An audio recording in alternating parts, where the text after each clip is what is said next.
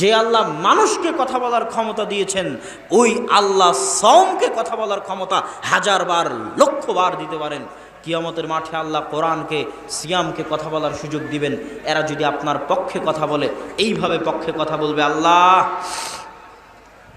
সিয়াম, কোরআন রাত জাগতে দেয়নি, রাত্রি জেগে কোরআন পড়েছে, সিয়াম না খেয়ে থেকেছে, শাহওয়াতকে কন্ট্রোল করেছে, জান্নাতে দিয়ে দাও। আল্লাহ সুবহানাহু ওয়া তাআলা কোরআনের শাফাত শুনে জান্নাতে দিয়ে দিবেন। দেখেন কোরআন কি কিতাব, কত ভয়ঙ্কর কিতাব। এই কোরআনের পাওয়ার, এই কোরআনের বরকত, এই কোরআনের ক্ষমতা, কোরআনকে মূল্য দেওয়ার আর মূল্য না দেওয়ার ক্ষমতা এত বেশি। ওমর ইবনুল খাত্তাব রাদিয়াল্লাহু তাআলা আনহু, অর্ধজাহানের শাসক, অর্ধ পৃথিবীর খলিফা, তাকে চিঠি লিখেছে জেরুজালেম থেকে তার সাহাবীরা, যে আমরা জেরুজালেম ঘেরাও করে রেখেছি, জেরুজালেম বিজয় করার জন্য আপনাকে আসতে হবে। বাইতুল মুকাদ্দাসের চাবি পাদ্রী খলিফাতুল মুসলিমিন ছাড়া কারো হাতে দিবে না। ওমর রাদিয়াল্লাহু তাআলা বললেন, আনা আতি, আমি আসছি। আমি আসছি বলে উনি এই যে রওনা দিলেন, জীর্ণ শীর্ণ কাপড় পরে, টুটা ফাটা তালি দেওয়া কাপড় পরে, রাখালকে উটের পিঠে রেখে নিজে রশি ধরে টানছেন। এই মুহূর্তে উনি ওল্ড জেরুজালেম, পুরাতন জেরুজালেম শহরের প্রবেশ মুখে। হাজার হাজার লক্ষ লক্ষ খ্রিস্টান পাদ্রী অপেক্ষায় আছে, আসবে অর্ধজাহানের শাসক। 4000 সাহাবী অপেক্ষায় আছে, আসবেন আমিরুল মুমিনিন। ওমর রাদিয়াল্লাহু তাআলা আনহু যখন ঢুকছেন জীর্ণ শীর্ণ পোশাকে, রাখালকে উটের পিঠে বসিয়ে নিজে রশি ধরে টেনে, তখন হন্তদন্ত হয়ে সাহাবীরা ছুটে এসে ওমর রাদিয়াল্লাহু তাআলা আনহুকে বলছেন, আমিরুল মুমিনিন, আজকে গোটা খ্রিস্টান বিশ্বের সামনে আপনি আমাদের অপমান করে দিলেন। গোটা খ্রিস্টান বিশ্ব অপেক্ষায় আছে। বাপরে বাপ, বাইতুল মুকাদ্দাস সমর্পণ করে দিচ্ছে, যেই বাইতুল মুকাদ্দাস সারা পৃথিবীর বিনিময়ে খ্রিস্টানরা রাজি হবে না। ইউরোপের কি নাই, জার্মান ফ্রান্স ইংল্যান্ডের কি নাই, যে জার্মান ফ্রান্স ইংল্যান্ডকে সিরিয়ার মাটিতে যুদ্ধ করতে হবে? জার্মান ইংল্যান্ড ফ্রান্সের কি নাই, যে জার্মান ইংল্যান্ড ফ্রান্সকে ফিলিস্তিনের মাটিতে যুদ্ধ করতে হবে? ইহুদিদের কি নাই, ট্রাম্পের কি নাই, যে জেরুজালেমকে রাজধানী করতে হবে? গোটা দুনিয়া আমাদের দিয়ে দেন, বলেন যে বাইতুল মুকাদ্দাস মুসলমানদের দিয়ে দাও, গোটা দুনিয়া তোমাদের দিয়ে দিলাম। আমরা মুসলমানেরা কোনো বাংলাদেশ চাই না, পাকিস্তান চাই না, কিচ্ছু চাই না, সব নিয়ে চলে যাও, খালি মক্কা মদিনার বাইতুল মুকাদ্দাস আমাদেরকে দাও। দিয়ে দেন, কোনো দিন রাজি হবে না। সারা পৃথিবীর বিনিময়ে বাইতুল মুকাদ্দাস দিতে রাজি হবে না। বাইতুল মুকাদ্দাসে তাদের নবীর মা মারিয়াম আলাইহিস সালাতু ওয়াস সালাম বাইতুল মুকাদ্দাস খেদমত করেছে, ঝাড়ু দিয়েছে। ঈসা আলাইহিস সালামের মা মারিয়াম আলাইহিস সালাতু ওয়াস সালাম, ঈসা আলাইহিস সালামের জন্ম জেরুজালেমে, তাদের বিশ্বাস অনুযায়ী ঈসা আলাইহিস সালামের মৃত্যু জেরুজালেমে, আমাদের বিশ্বাস ঈসা আলাইহিস সালাম জীবিত আসমানে। তাদের দাবি অনুযায়ী ঈসা আলাইহিস সালামের কবর জেরুজালেমে। ইহুদিদের দাবি অনুযায়ী দাউদ আলাইহিস সালাতু ওয়াস সালাম, সত্য কথা, দাউদ আলাইহিস সালাম সারা পৃথিবী রাজত্ব করেছে জেরুজালেমে বসে, বাইতুল মুকাদ্দাসে বসে। সুলাইমান আলাইহিস সালাতু ওয়াস সালাম সারা পৃথিবী রাজত্ব করেছে বাইতুল মুকাদ্দাসে বসে, বাইতুল মুকাদ্দাসে সিংহাসন রেখে, জেরুজালেমের সিংহাসন রেখে সারা পৃথিবী শাসন করেছে। ওই বাইতুল মুকাদ্দাস ইহুদি খ্রিস্টানদের নিকটে সবচেয়ে সম্মানী। ওই বাইতুল মুকাদ্দাস ওমর ইবনুল খাত্তাবের হাতে সমর্পণ হচ্ছে। আর ওমর ইবনুল খাত্তাব এসেছেন জীর্ণ শীর্ণ পোশাক পরে, ওমর ইবনুল খাত্তাব এসেছেন উটের রশি ধরে টানতে টানতে। সাহাবীরা হন্তদন্ত হয়ে এসে বলছে, মান সম্মান সব শেষ।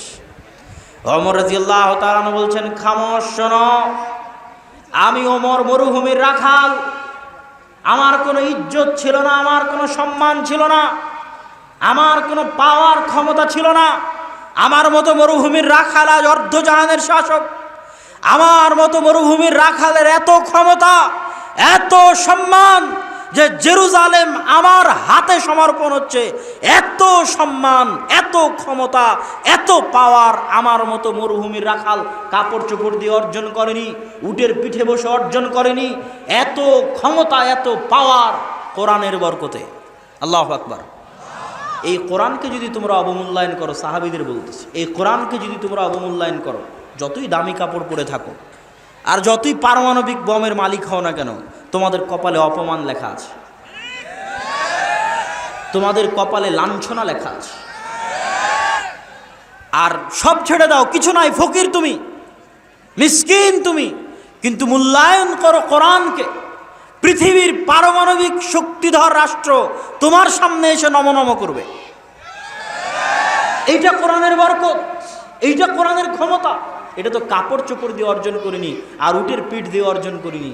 এই বরকত কোরআনের বরকত। এই কোরআনের কারণে আল্লাহ কোনো জাতিকে উত্থান ঘটান, আর এই কোরআনকে অবমূল্যায়ন করার কারণে আল্লাহ কোনো জাতির অধঃপতন ঘটান। আজ কল্পনা করেন আমাদের এই উপস্থিত মজলিসে হাজারো মানুষ, রাস্তাঘাট বাজারে যত মানুষ আছে সব মিলে লাখো মানুষ। এই লাখো মানুষের মধ্যে কয়জন আজ পবিত্র কোরআন তেলাওয়াত করেছে? কয়জন? আমি, আপনি, আশেপাশে, ডানে বামে, সামনে, কয়জন? সারা মাসে কয়জন কোরআন তেলাওয়াত, কোরআন খুলে দেখেছে? সারা বছরে কয়জন কোরআন খুলে দেখেছে? আর এই জায়গায় কল্পনা করেন আজ যদি সারা বাংলাদেশের প্রত্যেকটা মানুষ সকালবেলা উঠে কোরআনের বরকতে বরকতমণ্ডিত হতো। আমি কোরআন পড়লাম মানে আমি কোরআনের বরকত নিলাম, আমার বাড়িতে কোরআন পড়া হলো মানে আমার বাড়ি কোরআনের বরকত নিল। সারা বাংলাদেশের প্রত্যেকটা মানুষ কোরআন পড়লো মানে সারা বাংলাদেশ কোরআনের বরকত নিল। তো সারা জাতি যদি কোরআনের বরকতে বরকতমণ্ডিত হয়ে যায়, ওই জাতিকে থামানোর মতো, ওই জাতিকে আটকানোর মতো, আর ওই জাতিকে অপমান করার মতো কোনো শক্তি পৃথিবীতে জন্ম নেয়নি।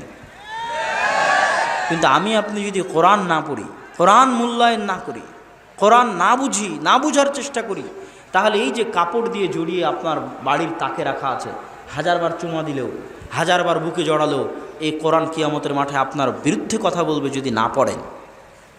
বুঝাতে পারিনি মনে হয়? আপনার ভালোবাসার কমতি নেই, আপনি হাজারবার চুমা দেন, হাজারবার বুকে লাগান, নিচে আরবি লেখা পড়ে গেলে উঠিয়ে রাখেন, এর কোনো দাম নাই বাবা। এই কোরআনে তুমি সারাদিন 1,00,000 বার চুমা দাও, কোরআন যদি না পড়ো, কোরআন কিয়ামতের মাঠে তোমার বিরুদ্ধে কথা বলবে। কোরআনের হক হচ্ছে কোরআন পড়ো, এই জন্য কোরআন দেওয়া। কি জবাব দিবা আল্লাহর কাছে? সারা জীবনে সব কিছু করার সময় হয়েছে, মুসলমানের সন্তানের কোরআন শেখার সময় হয়নি, মুসলমানের সন্তানের কোরআন পড়ার সময় হয়নি। এর চেয়ে বড় হতভাগা, এর চেয়ে বড় দুর্ভাগা, এর চেয়ে বড় নিমুখ হারাম, এর চেয়ে বড় অপমানিত লাঞ্ছিত জাতি পৃথিবীতে কেউ হতে পারে না। আজকে আমার আপনার যতটুকু সম্মান আছে, আজ মুসলিম বিশ্বের যে যে দেশের যতটুকু সম্মান আছে, ওয়াল্লাহি আল্লাহর কসম, ওয়াল্লাহি আল্লাহর কসম, ওয়াল্লাহি আল্লাহর কসম, আজ আমার আপনার যতটুকু সম্মান আছে, এই কোরআনের বরকতে সম্মান আছে। যেই প্রজন্ম আজ আসতেছে, 30 বছর আগের প্রজন্ম, মুরব্বীদের প্রজন্ম মক্তবে কোরআন শিখেছিল। যেই প্রজন্ম আজ আসতেছে, কিন্ডারগার্টেন স্কুল, ব্রাক স্কুল, উমুক স্কুল, তুমুক স্কুল, ইংলিশ মিডিয়াম স্কুল, মক্তব বন্ধ, কোরআন শিখতে কেউ যায় না, মক্তব থাকলেও কেউ কোরআন পড়তে যায় না।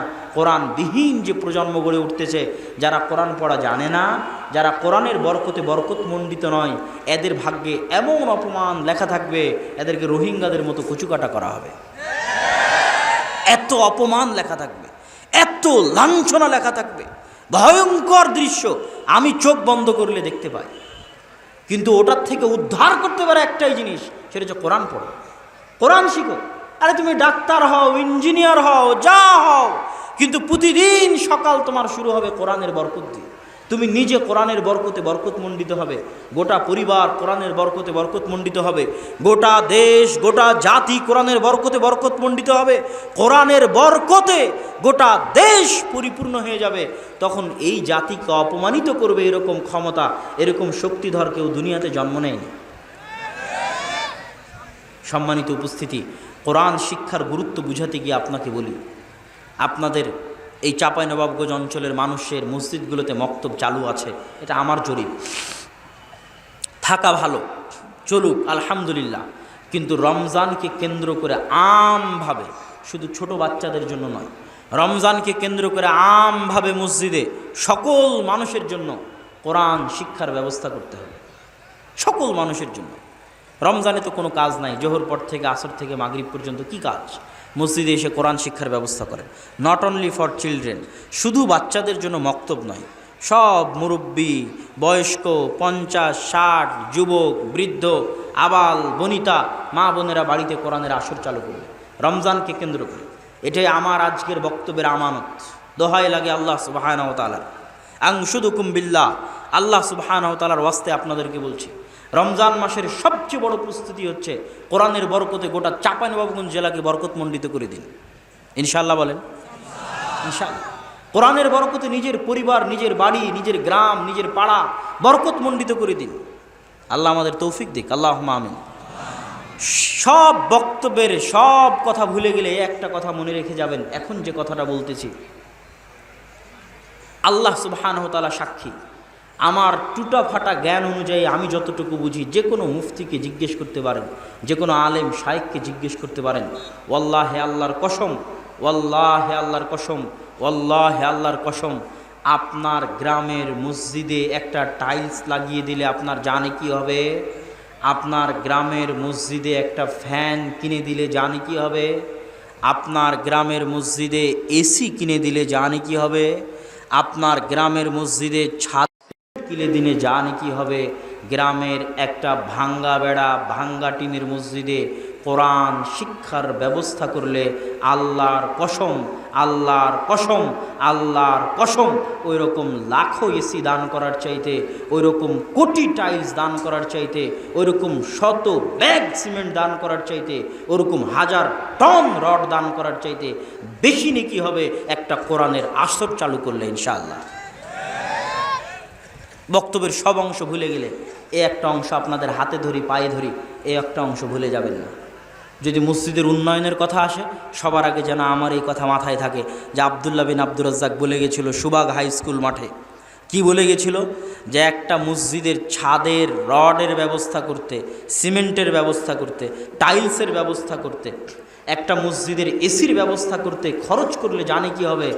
ওই দেয়ার চরাঞ্চলে, নদীর ওপারে চরাঞ্চলে একটা ভাঙ্গা টিন, ভাঙ্গা বেড়ার মসজিদে যদি আমি কোরআন শিক্ষার ব্যবস্থা করে দিতে পারি, তার চেয়ে হাজার গুণ, লাখো গুণে বেশি নেকি হবে ইনশাআল্লাহ। এই একটা কথা। আব্দুর রাজ্জাক বিন ইউসুফ আপনাদের শ্রদ্ধেয়, আপনাদের গ্রামের, আপনাদের এলাকার মানুষ আসবেন, বক্তব্য দিবেন, তার পুরো বক্তব্য যদি ভুলে যান, আমার এই একটা কথা যেন না ভুলেন, এটা আমার করজোরে রিকোয়েস্ট। কোরআনের বরকতে রমজান মাসে গোটা চাঁপাইনবাবগঞ্জ যতজন এখানে উপস্থিত হয়েছেন, নিজ নিজ এলাকায় ফিরে গিয়ে আজকেই সিদ্ধান্ত নেবেন কোরআনকে কেন্দ্র করে সবার জন্য, আবাল বৃদ্ধ বনিতা শিশু বয়স্ক সকলের জন্য কোরআনের দার্স উন্মুক্ত হবে। নারীরা কোরআন শিখবে, বৃদ্ধরা কোরআন শিখবে, বাচ্চারা কোরআন শিখবে, দোয়া শিখবে। কোরআনের বরকতে গোটা জাতিকে বরকতমণ্ডিত করতে হবে। এটা রমজানের সবচেয়ে বড় প্রস্তুতি। কোরআনবিহীন রমজানের কোনো মূল্য নাই। রমজানের সব সম্মান কোরআনের বরকত, লাইলাতুল কদরের সব সম্মান কোরআনের বরকত। সম্মানিত উপস্থিতি, রমজান মাসের দ্বিতীয় প্রস্তুতি, রমজান মাসের দ্বিতীয় প্রস্তুতি যদি আপনাকে বলি, তাহলে সবার আগে আপনাকে বুঝতে হবে শয়তান কাকে বলে, শয়তান কি করতে পারে। আমরা দুনিয়াতে যত মানুষ গুনাহ করি, সব মানুষ আমাদের নিজেদের অন্তরকে কন্ট্রোল করতে না পারার জন্য গুনাহ করি। আর কোনো কারণ নাই দুনিয়াতে গুনাহ করার। যে জেনা করছে ও অন্তরকে কন্ট্রোল করতে পারে না, তাই জেনা করছে। যে সুদ খাচ্ছে ও অন্তরকে কন্ট্রোল করতে পারে না, তাই সুদ খাচ্ছে। যে চুরি করছে ও অন্তরকে কন্ট্রোল করতে পারে না, তাই চুরি করছে। আর কোনো কারণ নাই গুনাহের, একটাই কারণ, সেটা হচ্ছে আমাদের অন্তরের ওপর কন্ট্রোল ক্ষমতা দুর্বল। কেন? আমাদের এই অন্তরের ওপর ক্ষমতা আছে শয়তানের। কার ক্ষমতা আছে? এই ক্ষমতা আল্লাহ শয়তানকে দিয়েছে। শয়তান অনেক শক্তিশালী, অনেক পাওয়ারফুল। শয়তানের ক্ষমতা বলতে গিয়ে রাসূল সাল্লাল্লাহু আলাইহি ওয়াসাল্লাম বলেন, মা মিন মাউলুদিন ইল্লা ইয়ামাসসুহু শাইতান। এমন কোন আদম সন্তান দুনিয়াতে জন্মগ্রহণ করে না, যে আদম সন্তান জন্ম নেওয়ার পরে সর্বপ্রথম তার গায়ে শয়তানে টাচ করে না, স্পর্শ করে না, এমন কোন আদম সন্তান দুনিয়াতে জন্মগ্রহণ করে না। আর এই স্পর্শ করা কাল্পনিক রূপক অর্থে নয়, বাস্তবে স্পর্শ করা। হাত্তা ইস্তাহিল্লা সারেখা, শয়তানের স্পর্শে ওই ছোট বাচ্চা কেঁদে ওঠে। তাহলে শয়তানের সাথে আমাদের সম্পর্ক এত মজবুত, এত শক্তিশালী। আমাদের উপর শয়তানের প্রভাব এত মজবুত, এত শক্তিশালী যে জন্ম হওয়ার পরে সবার আগে কে আমাদেরকে স্পর্শ করার সুযোগ পেয়েছে? শয়তান। ইল্লা মারিয়াম ও ইবনুহু, তবে মারিয়াম এবং তার সন্তান ঈসাকে শয়তান স্পর্শ করেনি। আল্লাহু আকবার। দ্বিতীয় হাদিস, রাসূল সাল্লাল্লাহু আলাইহি ওয়াসাল্লামের এমন কোন আদম সন্তান পৃথিবীতে নাই ইল্লা ওয়ালাহু কারিনান, যে আদম সন্তানের দুটো বন্ধু নাই। কারিনুম মিনাল মালাইকা ওয়া কারিনুম মিনাশ শাইতান, একটা হচ্ছে শয়তান বন্ধু, আর একটা হচ্ছে ফেরেশতা বন্ধু। জন্মের পর থেকে এখানে যত জন বসে আছে প্রত্যেকের সাথে দুইজন করে আছে। আমার সাথে দুইজন আছে, এনার সাথে দুইজন আছে, প্রত্যেক মানুষের সাথে দুইজন আছে, একটা ফেরেশতা একটা শয়তান, একটা ফেরেশতা একটা শয়তান। তাহলে শয়তান আমাদের সাথে কত ওতপ্রোতভাবে জড়িত। এগুলো কি আপনার কাছে কাল্পনিক মনে হয় না বাস্তব? বাস্তব, এগুলো কাল্পনিক নয়। দেখেন, যদি কাল্পনিক হয় তাহলে পৃথিবী সৃষ্টির আর কোনো রহস্য বাকি থাকে না। কি করতে আল্লাহ পৃথিবী সৃষ্টি করবেন আর আমাকে আপনাকে সৃষ্টি করবেন? আপনি যদি একটা গেম খেলেন, গেম খেলার মতো যদি ভিলেন না থাকে যাকে ধরে আপনি মারবেন, এরকম যদি কোনো ভিলেন না থাকে, ওই গেম খেলে তো মজা নাই। পৃথিবীতে আপনি একটা গেম চালু করে দিয়েছে আল্লাহ সুবহানাহু ওয়া তাআলা। শুরুতেই আমরা আমাদের ভিলেন ইবলিস আর তার বাহিনী, যাও আদম সন্তানকে পথভ্রষ্ট করো। গেম কোরআন এবং হাদিস দিয়ে দিয়েছে, নবী রাসূল দিয়েছে, আদম সন্তানকে সৎ পথে দেখাও। এখন আদম সন্তান কোন দিকে যাবে এটাই তো গেম। মরা পর্যন্ত এখন যুদ্ধ করো, কোন দিকে যাবা, হারবা কি জিতবা এখন তোমার ব্যাপার। ভিলেন তোমার শয়তান, বন্ধু তোমার নবী রাসূল ফেরেশতা কোরআন হাদিস, কোন দিকে এখন তুমি যাবা। এটাই তো গেম, এটাই তো খেলা। এই খেলা যদি শয়তান না থাকে তো এই খেলা তো জমবে না। আপনি যদি শয়তানের অস্তিত্ব অস্বীকার করেন তাহলে এই খেলা জমবে না। কার বিরুদ্ধে লড়াই করবেন আপনি? দুনিয়াতে কার বিরুদ্ধে আমল করবেন? কে আপনাকে পথভ্রষ্ট করবে? কে আপনাকে গুনাহের দিকে ডাকবে? শয়তান শপথ করেছে, আদমের কারণে যদি জাহান নামে যাওয়া লাগে তো আমি একাই জাহান নামে যাব না। এত সহজ যে আদমকে সিজদা না করার কারণে আমাকে জাহান নামে যেতে হবে, আমি একাই জাহান নামে যাব না। ওয়ালা উজিল্লান্নাহুম ওয়ালা উমান্নিয়ান্নাহুম ওয়ালা আমুরান্নাহুম, অবশ্যই আদম সন্তানকে পথভ্রষ্ট করবই করব। শয়তানের শপথ কোরআনে। অবশ্যই আদম সন্তানকে ডান দিক থেকে বাধা দিব সিরাতে মুস্তাকিমে যেতে, আদম সন্তানকে বাম দিক থেকে বাধা দিব সিরাতে মুস্তাকিমে যেতে, আদম সন্তানকে সামনে থেকে বাধা দিব সিরাতে মুস্তাকিমে যেতে, আদম সন্তানকে পিছে থেকে বাধা দিব সিরাতে মুস্তাকিমে যেতে। লায়ার সুদু লায়াজলিসু লিকুল্লি মারসাদ, শয়তান আদম সন্তানের প্রত্যেকটা পদক্ষেপে অপেক্ষারত থাকে যেন ওই প্রত্যেকটা ধাপ তাকে ভুল পথে পরিচালিত করতে পারে শয়তান। এটা শয়তানের শপথ, এটা শয়তানের টার্গেট। এই জন্য কোরআনে আল্লাহ বলেছে, ইন্নাশ শাইতানা লাকুম আদুউম মুবিন, শয়তান তোমাদের প্রকাশ্য শত্রু। আমেরিকা, ইসরায়েল, ইহুদি, খ্রিস্টানদের গালি দিয়ে লাভ নাই। ওই আমেরিকা, ইসরায়েল, ইহুদি, খ্রিস্টান, হিন্দু, এদের সাথে আপনার কবে যুদ্ধ হবে কেউ জানে না। কিন্তু সকাল থেকে সন্ধ্যা পর্যন্ত জন্মের পর থেকে আপনাকে জাহান্নামে নিয়ে যাচ্ছে যে শয়তানটা, ওর সাথে তো যুদ্ধ শুরু করেন। বুঝতে পারেননি মনে হয়? ও তো আপনার সাথে আছে, এখনও আছে। ও তো সবচেয়ে বড় শত্রু। আল্লাহ কোরআন এটাই বলেছে, ইন্নাশ শাইতানা লাকুম আদুউম মুবিন। শয়তান যদি নাই থাকবে, শয়তান নাই যদি নাই থাকবে, তুমি কোরআন পড়তে চাও? ঠিক আছে, কোরআন পড়ার আগে বলবা আউযু বিল্লাহি মিনাশ শাইতানির রাজিম। হে আল্লাহ, আপনার নিকটে পরিত্রাণ চাই বিতাড়িত শয়তান হতে। এই সালাত আদায় করতে চাও? সালাত আদায়ের মধ্যে কোরআন তেলাওয়াত করতে হবে। শুরুতে বলবা আউযু বিল্লাহি মিনাশ শাইতানির রাজিম। হে আল্লাহ, আপনার নিকটে পরিত্রাণ চাই বিতাড়িত শয়তান হতে। শয়তান যদি নাই থাকবে তো 14 বারই দোয়া পড়ে লাভ কি? কথা মানে বুঝাতে পারিনি আমি কি আপনাদেরকে কথা বুঝাতে পেরেছি? কি লাভ 1000 বার 1,00,000 বার এই দোয়া পড়ে? মানে শয়তান এত ভয়ঙ্কর, শয়তানের অস্তিত্ব এত বাস্তব যে মুসলমান কোরআন পড়লে আগে শয়তান থেকে বাঁচতে চাও, অনেক ভয়ঙ্কর। শয়তান থেকে বাঁচার দোয়া পড়ো, বিশাল ভয়ঙ্কর। সালাত আদায় করতে চাও, শয়তান থেকে বাঁচার দোয়া পড়ো, বিশাল ভয়ঙ্কর। এত ভয়ঙ্কর, এত ভয়ঙ্কর যে কোরআন খুললেই শয়তান, হাদিস খুললেই শয়তান। দোয়া পড়লেই শয়তান। রাসূল সাল্লাল্লাহু আলাইহি ওয়াসাল্লাম বলছেন, ইদা দাখালা আহাদুকুম ফি বাইতিহি ওয়ালাম ইয়াযকুর ইসমাল্লাহ, যখন তোমাদের কেউ কোনো বাড়িতে প্রবেশ করে আর বাড়িতে প্রবেশ করার সময় আল্লাহর নাম নিল না। আল্লাহর নাম কি? আসসালাম। সালাম কার নাম? সালাম কার নাম? আল্লাহর নাম। সালাম মানে শান্তি।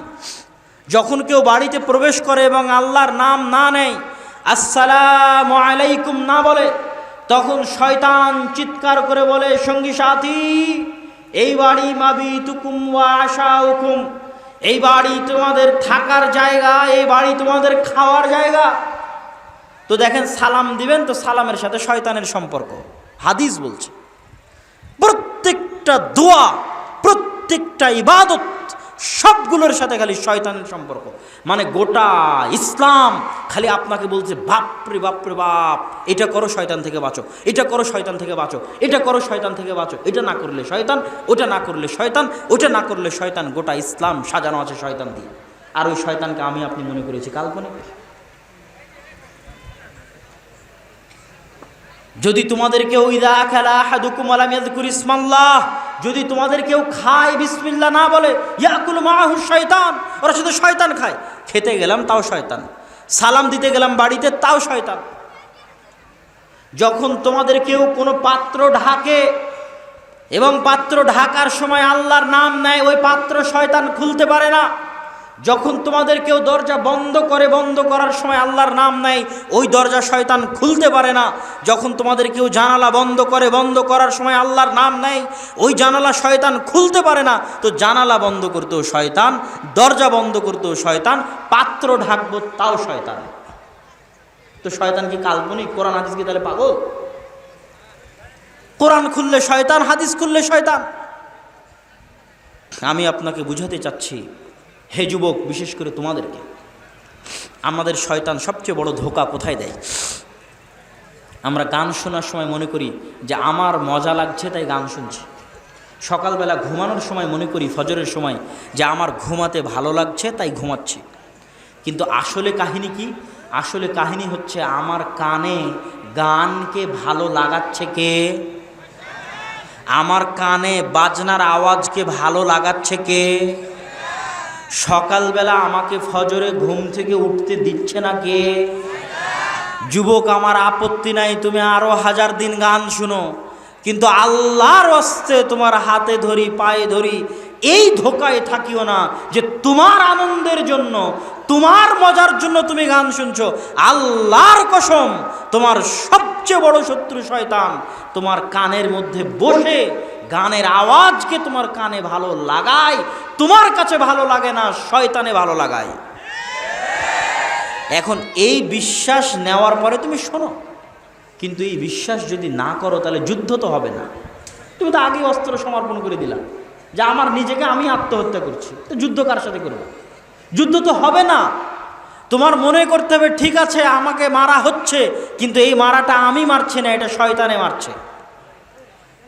তারপরেও মার খাও, কিন্তু এই মনে করে খাও যে মারটা কে দিচ্ছে, এ মারটা কে দিচ্ছে। তাহলে কোনোদিন যুদ্ধ হতে পারে। তুমি যদি মনে করো আমার মজার জন্য গান শুনছি, তো কোনোদিন গান ছাড়া হবে না বাবা। তুমি যদি মনে করো আমার আনন্দের জন্য ফজরে ঘুমাচ্ছি, তো কোনোদিন ফজরে আর উঠা হবে না। আর তুমি যদি এইটা জানার পরেও ঘুমাও যে তোমাকে ঘুম পাড়াচ্ছে কে? ঘুম পাড়াচ্ছে কে? গান শোনাচ্ছে কে? তাহলে অন্তত কোনোদিন যুদ্ধ হওয়ার সম্ভাবনা আছে, কোনো না কোনো দিন যুদ্ধ হওয়ার সম্ভাবনা আছে। বাপরে বাপ, এই বেয়াদব শয়তান আমাকে এতগুলো গুনাহ করিয়ে নিল, অন্তত কোনো না কোনো দিন যুদ্ধ হওয়ার সম্ভাবনা আছে। আর যদি মনে করো তোমার আনন্দ, তোমার মজা, যুদ্ধ শেষ, অস্ত্র সমর্পণ হয়ে গেছে। ইবনুল কাইয়িম রাহিমাহুল্লাহ বলছেন, যে ব্যক্তির কান গানের আওয়াজ শুনতে অভ্যস্ত হয়ে গেছে, শয়তানের দাসত্ব গোলামি করতে করতে করতে করতে গানের আওয়াজ শুনতে অভ্যস্ত হয়ে গেছে, মৃত্যুর পূর্ব মুহূর্তে ওর কানে যদি কালেমা লা ইলাহা ইল্লাল্লাহ পড়া হয়, তো কালেমার আওয়াজ ওর কানে ঘৃণা লাগে। নাউজুবিল্লাহ, কত ভয়ঙ্কর কথা। যার কান গানের আওয়াজ শুনতে অভ্যস্ত হয়ে গেছে, ওই কানের কাছে মৃত্যুর পূর্বে যদি কালেমা পড়া হয়, তো ওই কানে ঘৃণা করে কালেমার আওয়াজকে। কালেমা পড়ার ভাগ্য হয় না, অতএব কানকে অভ্যস্ত বানিও না, দাস বানিও না, গোলাম বানিও না গান বাজনার। না হলে এই কান কালেমাকে অস্বীকার করে বসবে তোমার মৃত্যুর সময়, তোমার বিপদের সময় অস্বীকার করে বসবে কালেমাকে। অতএব গান বাজনার দাস এবং গোলাম বানিও না কানকে।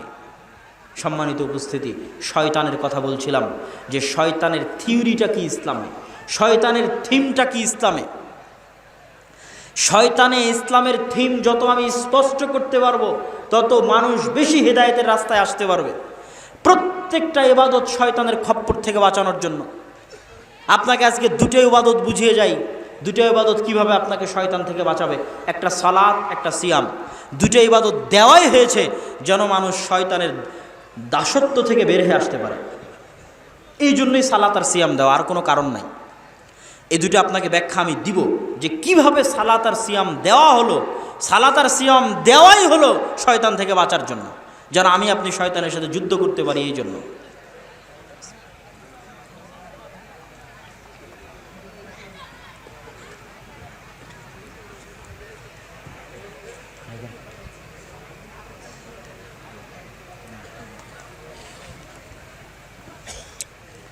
সালাত এবং সিয়াম। প্রথমে আসি সালাত।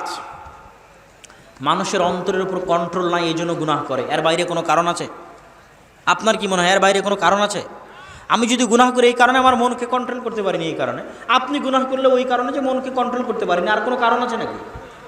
তাহলে একটা সমাধান হচ্ছে গুনাহ থেকে বাঁচার, যে এই অন্তর শয়তানের দাস হয়ে গেছে।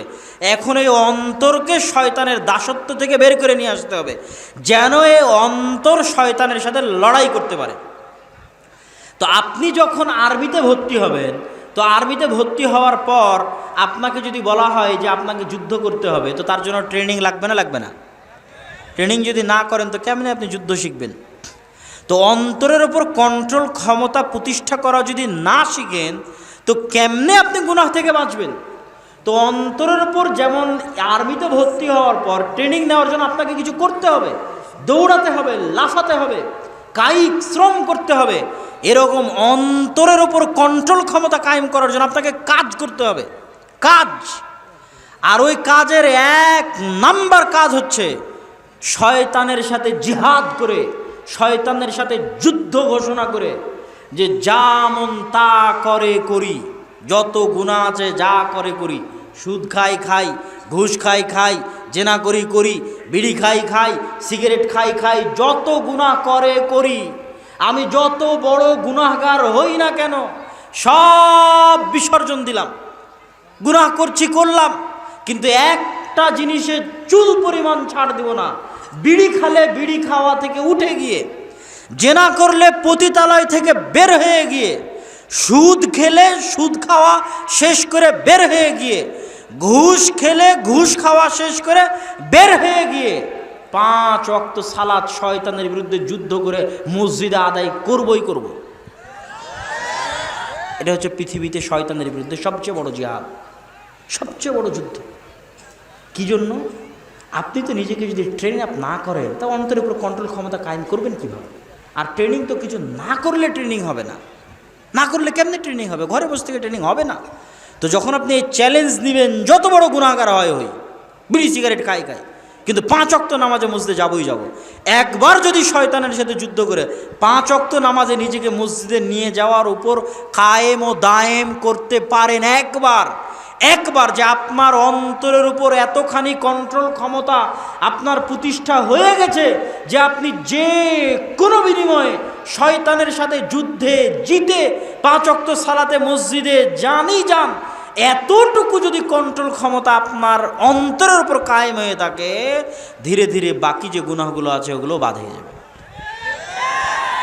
আর মানুষ জিজ্ঞেস করে অমুক নামাজি নামাজ আদায় করার পরে তো গুনাহ করে, ওই নামাজি 5 ওয়াক্ত সালাতে মসজিদে যায় না। আমার চ্যালেঞ্জ থাকলে আপনি পরীক্ষা করবেন, যে কোনো নামাজির বিরুদ্ধে আপনি অভিযোগ করবেন যে এই নামাজি তো কিসের নামাজি, তো গুনাহের কাজ করে। চ্যালেঞ্জ থাকলে আজকে লিখে নিয়ে যাবেন, ওই নামাজির টানা প্রতিদিন 1 ওয়াক্ত মিস না দিয়ে, জরুরি কোনো প্রয়োজন ছাড়া, অ্যাক্সিডেন্ট মৃত্যু ছাড়া, কোনো জরুরি প্রয়োজন ছাড়া 1 ওয়াক্ত সালাত মসজিদে মিস দেয় না, এরকম নামাজি নয়। কেন? এটা হচ্ছে পৃথিবীর সবচেয়ে বড় জিহাদ। শয়তানের বিরুদ্ধে সবচেয়ে বড় যুদ্ধ। তাহলে সালাত দেওয়া হয়েছে কি থেকে বাঁচতে বলেন তো? কি থেকে বাঁচার জন্য সালাত দেওয়া হয়েছে? শয়তান থেকে বাঁচতে। দলিল কি খালি যুক্তি? জি না, খালি যুক্তি নয়, হাদিস থেকে আপনাকে দলিল দিই। রাসূল সাল্লাল্লাহু আলাইহি ওয়াসাল্লাম বলছেন, মা মিন কারিয়াতিন, এমন কোনো গ্রাম, এমন কোনো জঙ্গল, এমন কোনো মরুভূমি, এমন কোনো সমুদ্র যেখানে মাত্র 2 বা তার চেয়ে বেশি মুসলমান বাস করে। মাত্র কয়জন মুসলমান? মাত্র 2টা মুসলমান বাস করে। ইংল্যান্ডের কোন এক খ্রিস্টান নগরীতে 2টা মুসলমান বাস করে? কোন আফ্রিকার জঙ্গলে 3টা মুসলমান বাস করে? কোন সমুদ্রের জাহাজের মধ্যে মাত্র 3টা মুসলমান আছে? রাসূল সাল্লাল্লাহু আলাইহি ওয়াসাল্লাম বলছেন, যদি ওই 2টা মুসলমান আজান দিয়ে, ইকামত দিয়ে 5 ওয়াক্ত সালাতের জামাত কায়েম না করে, ইল্লাস্তাহওয়াদা আলাইহিমুশ শয়তান, এরা সবগুলো একদিন না একদিন শয়তানের গোলাম হয়ে যাবে। এরা কেউ নিজের ঈমান আমল টিকাতে পারবে না, কেউ না, এরা সব শয়তানের গোলাম হয়ে যাবে। যেমন ভাবে পালবিহীন ভেড়াকে নেকড়ে বাঘে খেয়ে ফেলে, এই রকম জামাত বিচ্ছিন্ন 5 ওয়াক্ত সালাতের জামাতে উপস্থিত হয় না, এই রকম মুসলমান শয়তানের গোলাম, শয়তানের দাস, ওর অন্তর শয়তানের দাসত্ব বরণ করবেই করবে। কেন? যুদ্ধে হেরে গেছে, প্রথম যুদ্ধে হেরে গেছে শয়তানের বিরুদ্ধে। আমি তো বলিনি আপনাকে সব গুনাহ ছেড়ে দিতে হবে। যারা ডানে এবং বামে দাঁড়িয়ে আছেন তাদেরকে অনুগ্রহ করব, পিছনে অনেক জায়গা খালি আছে, আপনারা পিছন থেকে দেখতে পাবেন। যদি পিছনে বসেন মাঠটা দেখতে সুন্দর লাগবে। আপনাদের শ্রদ্ধেয় শায়েখ আসার আগে আগে আমরা চাই যে মাঠের পরিবেশ আরেকটু সুন্দর হয়ে যায়। অতএব আশেপাশে দাঁড়িয়ে না থেকে আপনারা পিছনে গিয়ে বসেন। বারায়ে মেহেরবানি, বারায়ে কারাম, কোরআন এবং হাদিসের এই বরকতের মাজলিসের আদব রক্ষা করুন। স্বেচ্ছাসেবক ভাইদের দৃষ্টি আকর্ষণ করছি, তোমরাও একটু দায়িত্ব পালন করো। তবে আলোচনা করছিলাম সালাত কিভাবে, সালাত দেওয়াই হলো কিভাবে আপনাকে শয়তানের খপ্পর থেকে বাঁচাতে। এবার আসে সিয়াম। সিয়াম দেওয়াই হয়েছে আপনাকে শয়তান থেকে বাঁচাতে। কিভাবে? মনোযোগ আকর্ষণ করছি। হে চাঁপাইনবাবগঞ্জবাসী, হে সুভাগবাসী, সিয়াম দেওয়াই হয়েছে শয়তানের কবল থেকে, শয়তানের দাসত্ব থেকে, শয়তানের ষড়যন্ত্র থেকে মুসলমানকে বের করে আনার জন্য। কি জন্য? রাসূল সাল্লাল্লাহু আলাইহি ওয়াসাল্লাম বলেছেন, ইন্নাশ শাইতানা ইয়াজরি মাজরাদ দাম, শয়তানের এত পাওয়ার, শয়তানের এত ক্ষমতা যে শয়তান মানুষের রগে রগে চলতে পারে, রক্ত কণিকা, রক্ত নালীতে চলতে পারে, এত ক্ষমতা শয়তানের। ইবনুল কাইয়িম রাহিমাহুল্লাহ বলছেন, যখন মানুষ রোজা রাখে, যখন মানুষ সিয়াম রাখে, না খেয়ে থাকার কারণে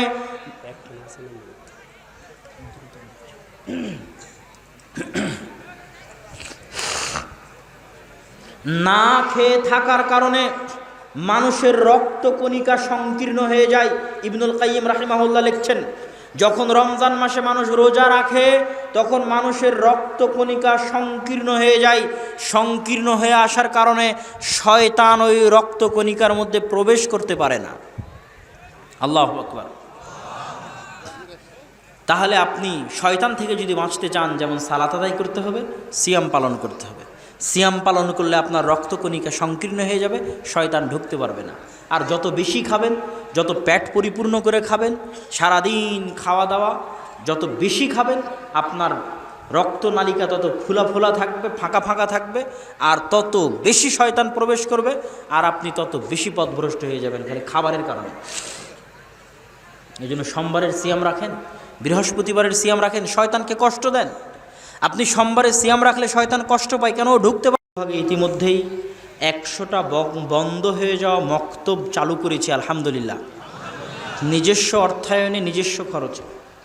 এবং রমজান মাসব্যাপী সারা বাংলাদেশে প্রায় কয়টা মসজিদে রবিউল 50-50 করে ধরলে, না না না, ওগুলো তো 50-50 করে তো কয়েকটা জেলাতে, হ্যাঁ সব মিলে প্রায় কয়েকটা জেলাতে হিসাব করা হয়নি, প্রায় 300 থেকে 400 মসজিদে গোটা রমজান মাসে আম জনসাধারণের জন্য কোরআন শিক্ষার ব্যবস্থা করা হয়েছে।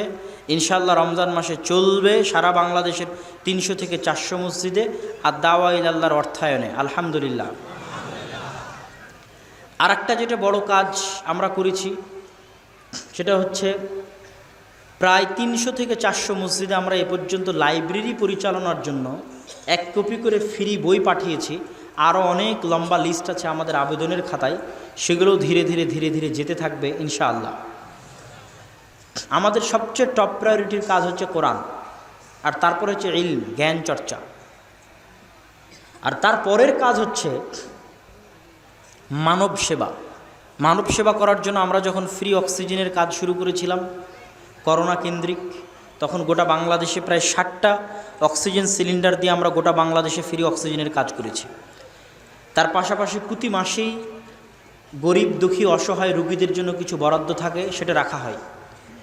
পাশাপাশি ফ্রি অ্যাম্বুলেন্স সার্ভিস দেওয়ার আমরা চেষ্টা করি, ফ্রি ব্লাড ডোনেশন ক্যাম্পিং থাকে, ফ্রিতে রক্তদান সংস্থা, মানুষকে রক্ত দেওয়া, সেবামূলক যত কার্যক্রম করা যায় ধীরে ধীরে এটা আমরা আরও বাড়াবো। তো দাওয়া ইলাল্লাহ সারা দেশব্যাপী যে দাওয়াতি কাজ করতেছে, সেই দাওয়াতি কাজের জালসা প্রোগ্রামের দিক থেকে এটা একটা প্রথম জালসা এবং প্রোগ্রাম, এবং এখান থেকে উদ্বৃত্ত যদি কোনো অর্থ থাকে সেটাও দাওয়া ইলাল্লাহর ফান্ডে দাওয়াতি কাজের জন্য ব্যয় করা হবে। আমি চাইব আজকে চাঁপাইনবাবগঞ্জের মানুষ প্রমাণ করবে যে চাঁপাইনবাবগঞ্জের মানুষ দান করতে কৃপণ নয় ইনশাআল্লাহ। কি বলেন? ইনশাআল্লাহ। কি জন্য? আপনি কি আপনার টাকা দিচ্ছেন না আল্লাহর দেওয়া টাকা দিচ্ছেন? আল্লাহর দেওয়া টাকা। আল্লাহ তো বলেনি যে আপনি আপনার টাকা দান করেন, এটা বলেননি।